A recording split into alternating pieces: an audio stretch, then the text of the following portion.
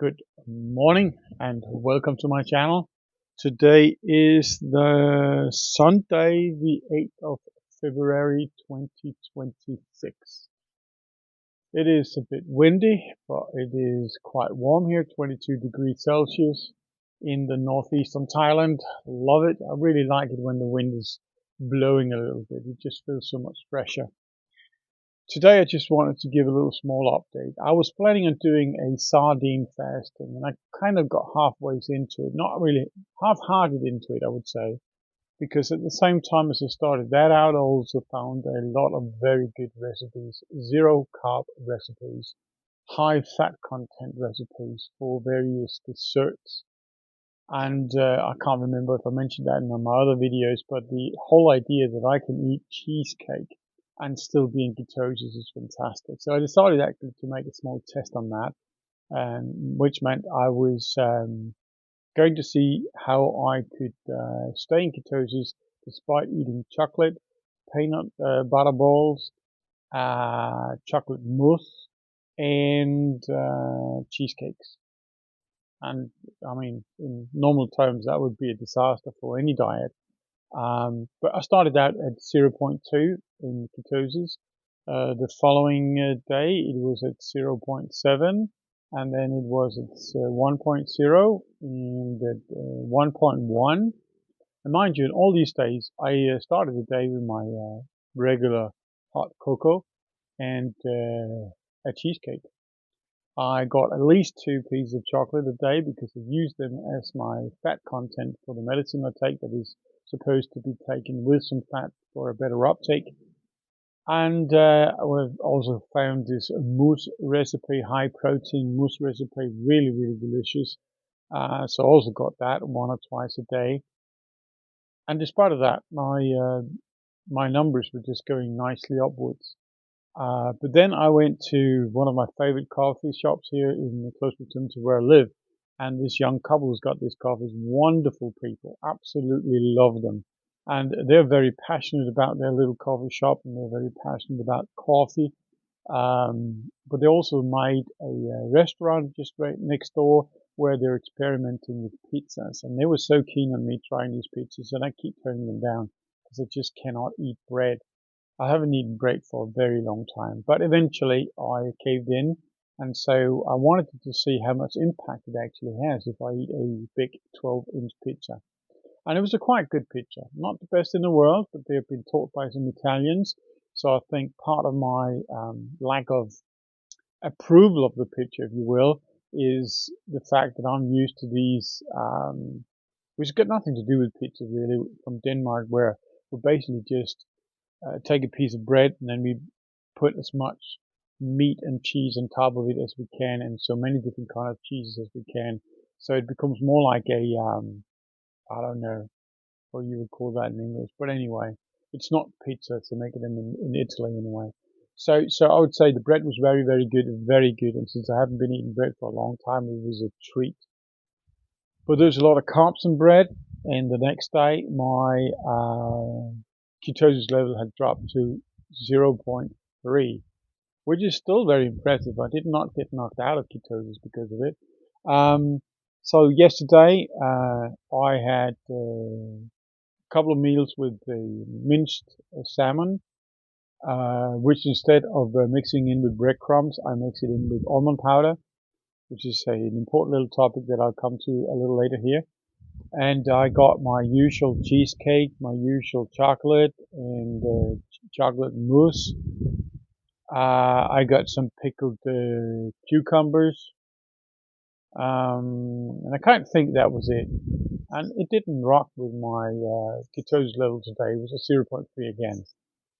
So now I got to see what I can do to bring it up because I actually wanted to see if I could have a sustained level of 3.0 and upwards for a long time. But one of the problems I have, if you will, is I've been making my mayonnaise, which I have to mix with my sardines to make them taste good, with the canola oil. And I know the canola oil is not good, but I researched it a little bit, and it turns out that canola oil is not good, both because it's highly processed oils, but also because it's got high level of omega-6.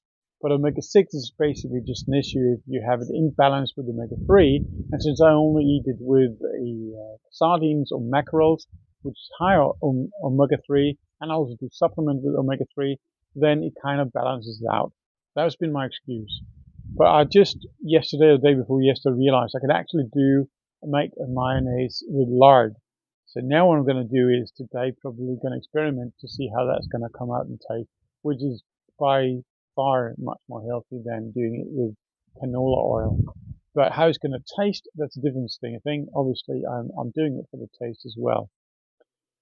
But that leads me to the other issue that I've just today learned, and it's annoying me a little bit because it's like, yeah, what can you expect? You're asking AI questions, and for most part, you just get answers to the question you ask. You don't get beyond that. But given the fact that I'm asking questions in relation to health, and everything I do use AI for is for health-related questions, and predominantly it is about medicine or diets, so nutrients and bioavailability and all these kind of things. So I was looking into ways to get into a zero carb diet or a very low carb diet, meaning less than 20 carbs a day. And bread could be a very nice addition to it because then I can have my camembert cheese, for instance, which I recently bought some very, very, very, very cheap. And a way to make bread is to use almond flour. So I've been doing that, and since it didn't impact my ketosis level, and I feel satiated, and I get a decent amount of flour, which gives me good bowel movements, it's all perfect and good. But then I came across information today that there's actually a problem with various vegetables like spinach and almonds and other things, but I just might make note of the almonds because that is a huge part of my diet. And it turns out that there is a lot of oxalates, and it turns out that there is, which is even more important to me, it obstructs various vitamins or like magnesium and zinc absorption. And that's very important for me because I'm on vitamin D3, for instance. So I do supplement with zinc and calcium and magnesium and potassium and all these things. So if I have a reduced absorption of these things because I'm eating almond powder in my food, then it's very detrimental to my health. So I had to verify that with AI, and it turns out very well true. It is not particularly healthy in those contexts, but it is emphasized that it is if I'm eating something like when I'm eating salmon with the where I use almond powder instead of breadcrumbs, then because I'm using it there, then there are certain of those nutrients that the salmon provides that will be reduced by 30 to 50% in absorption because I'm doing it in constellation with almond powder. That's annoying. But if I, for instance, supplement with zinc and potassium and magnesium and all the other things, and I do that with a 2-hour span between my almond meal, if you will, then it should have zero, well, almost no impact at all. But it becomes a little bit more complicated. I like life very simple. So what I just can conclude now is that I've got to adjust my diet. And I definitely have to adjust it anyway because you might not spike your insulin levels by having a zero carb diet, and you might be doing yourself a favor in terms of ketosis if you're staying on a high fat diet. But if you are eating more fats than you are actually using, there's no avoiding of gaining weight. Now I have lost weight quite nicely. I'm down now to 81.5. Yesterday I was at 80.5 so kilos. So the intake of various desserts, while not having an impact on my ketosis level, which means it doesn't have an impact on what I'm trying to do with autophagy and cell repair and all that, it does have an impact on my weight if I continue this. So I've got to get back in the saddle. I've got to do a little bit more of the sardine focus and see if I can bring back my ketosis to at least 1, hopefully beyond 2. And my dream is to see if I can consistently, for a couple of weeks to 3, maybe keep it above 3. which could be interesting to do just the rest of this month. We have got the 8th of February, as I said. Yeah, let's say if I could bring it up to 3 before the 14th of February, then I've got exactly 2 weeks to see if I can maintain it there. That could be a bit of a challenge. That could be interesting to undertake. But the plan is for now to have a blood test probably drawn tomorrow, because that will that be about 10, 12 days since I had my last blood test, where I had my liver enzymes going up, the AST and the ALT. And I very would like to see them being back to normal now, so I can get on with my mebendazole protocol, which I think has contributed positively to the PSA drop last time. And since there's only about 2.5 weeks left until I got to make my next blood test, I would really like to see that dropping further. So anyway, there was a little update on the things I'm learning. Very interesting things. Nothing near status quo. Still fighting to find money. Haven't got any work. Just found some work, but you got to be situated in Denmark to take the work. It's a part-time job, so it's not like I can say, okay, well, since I can't get anything else, let me just move to Denmark for a short while.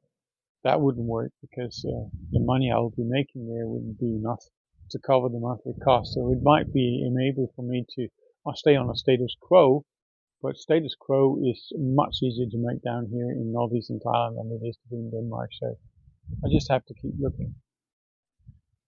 Anyway, as always, stay happy and healthy. Until next time.